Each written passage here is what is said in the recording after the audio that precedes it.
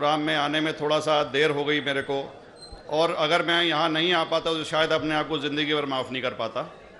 आगरा की सरजमी पर आके आपने ये जो रोशनाई जगाई है, ये वाकई में हम तो उस अल्लाह ताला से दुआ करेंगे।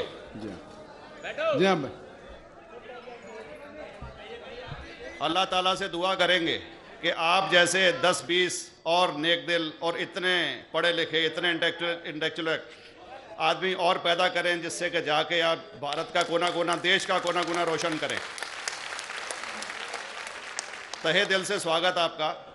मेरा एक छोटा सा सवाल से पहले थोड़ा सा, एक हमारे भी गुरु ग्रंथ साहब के अंदर गुरु नानक साहब ने पूरी दुनिया का चक्कर लगाया, जिसके अंदर मक्का मदीना भी शामिल है। और जैसा कि एक सवाल इससे पहले हो चुका है कि गैर मुस्लिम जो है मक्का मदीना में अलाउड नहीं, या वहाँ का कैंटोनमेंट जो है अलाउ परमिशन नहीं देता। मगर ये तो तय है, आप मानते हैं, इस्लाम मानता है, हम मानते हैं, हमारे ग्रंथों के अंदर दर्ज है। गुरु नानक साहब के 2 चेले थे, एक बाला और एक मर्दाना, एक हिंदू और एक मुस्लिम। मर्दाना की बहुत ख्वाहिश थी कि मुसलमान जब तक पूरा मुसलमान नहीं कहलाने का हकदार, जब तक कि वो काबा का दर्शन ना कराए, तो गुरु नानक साहब उसको लेके और काबा गए। हमारे ग्रंथ के अंदर जो दर्ज है कि जब वो वहाँ पहुँचे, उन दिनों बहुत लंबा ये किस्सा है, 1 साल लगता था, और वो रूट सारा उसका वर्णन है। और वहाँ जब मक्का, जो मस्जिद के बाहर साथ ही एक दीवार थी जहाँ पर के भारत के जो मुसलमान दर्शन करने जाते थे काबा के, वो उनको वहाँ ठहराया जाता था। वहाँ की देखभाल जो करता था वो मुल्ला जीवन करता था। जब गुरु नानक साहब अपने चेलों के साथ में वहाँ पर पड़े थे, तो सुबह जब मुल्ला जीवन वहाँ की सफाई करने के लिए आया, तो उसने देखा गुरु नानक साहब के जो पैर थे वो काबा की तरफ थे। वो गुस्से में चिल्लाया कि ये कौन काफिर है जो कि काबा की तरफ पैर करके पड़ा है, और उसने गुस्से के अंदर आके उनके पैरों को झटका दिया, दूसरी तरफ किया। तो हमारे ग्रंथ के अंदर दर्ज जो किस्सा है उसके अंदर ये है कि काबा भी उस समय हिल गया, जिधर गुरु नानक के पैर जाते थे काबा उधर मुड़ता था। तो वो ज़ोर से चिल्लाया, ये कोई हजरत है, ये कोई औलिया है। तो उस समय के जो काजी थे मक्का के, काजी रुकनदीन साहब थे, और शाह शरफ, कई हस्तियों के नाम हैं उसमें। तो मैं ये जानना चाहता हूँ कि ये वर्जन को आप मतलब एग्री करते हैं, और करते हैं तो इसका हमारे मुस्लिम ग्रंथों के अंदर किस तरीके से उल्लेख है, ये कृपया बताएं। भाई साहब ने एक सवाल पूछा अपने गुरु ग्रंथ साहिब के मुतालिक, और अल्हम्दुलिल्लाह मैं भी गुरु ग्रंथ साहिब पढ़ चुका हूँ।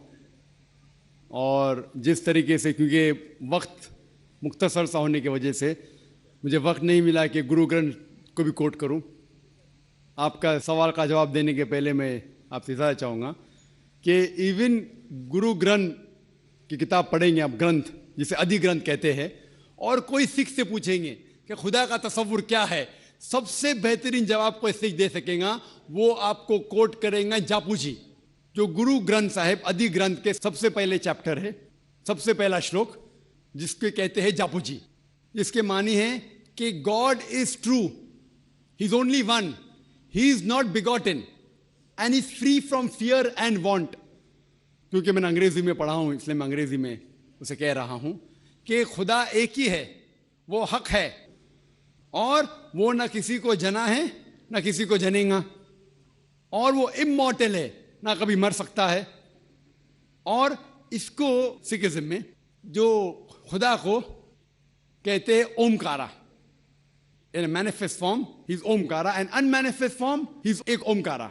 और कई इसके एट्रीब्यूट्स है, मिसाल के तौर पे परवरदिगार, अकल, और उसे रहीम कहा गया है, Wahe Guru as one God कहा गया है, और it is strictly against idol worship and अवतारवादा।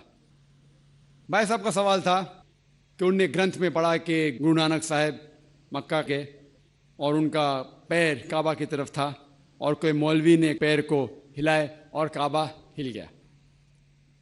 क्योंकि ये age of science and technology है, अगर कोई चीज़ जो किताब हजारों साल पहले लिखी गई है, 10,000 साल या 4,000 साल, तो शायद उसके बारे में हिस्टोरिकल रिकॉर्ड मिलना मुश्किल है। हालांकि इवन जीसस क्राइस्ट के बारे में 2,000 साल हिस्टोरिकल रिकॉर्ड है क्योंकि सिखिज्म जो एकदम नया मजहब है, जितने मजाहिब के मुकाबले हिंदुस्तान में नया है, कुछ सैकड़ों साल पहले 15th सेंचुरी में, toward the end of the 15th century, Guru Nanak साहब जो पंजाब के थे, ये मजहब तो कायम हुआ हार्डली 400-500 ईयर, 400-500 साल। और अगर ये मान लो, सपोज मिसाल के तौर पे मान लो, मैं क्यों कह रहा हूं कि मैं नहीं चाहता हूं किसी को बुरा लगे, मान लो ये सच है, मान लो अगर 400-500 साल पहले अगर ये होता था कि काबा इधर से उधर हिल जाता था, तो हिस्टोरिकल रिकॉर्ड में बिल्कुल लिखा होता था। और कई हिस्टोरिकल रिकॉर्ड में ये नहीं कि काबा हिला इधर उधर, कई हिस्टोरिकल रिकॉर्ड आप देखेंगे। हिस्ट्री इतनी अल्हम्दुलिल्लाह 800-900 साल पहले, 1000 साल पहले जो मुगल ने किए, बिल्कुल लिखा हुआ हिस्टोरिकल रिकॉर्ड में। तो ये कहना कि गुरु नानक साहब वहां गए और काबा हिल गया, ये बिल्कुल साइंस के खिलाफ है, क्योंकि साइंस में कोई भी रिकॉर्ड नहीं है, वहां के देश के रिकॉर्ड में कहीं भी नहीं कि काबा हिला। तो इसलिए हम कहते हैं कि हो सकता है ये गलती से किसने लिखा होगा, न कई किस्से कहानी। ये मैं तस्लीम करता हूं कि गुरु ग्रंथ साहिब में कई चीजें सही है, हक की बात है, लेकिन ये तस्लीम करना कि काबा हिल गया, ये बिल्कुल साइंस के भी खिलाफ है, साइंस के खिलाफ है, और इस्लाम में भी ये नहीं है। लेकिन ये कहना कि कोई गैर मुस्लिम जा सकता है, मुमकिन है, चुपके से कोई गया तो हो सकता है। वो भी जवाब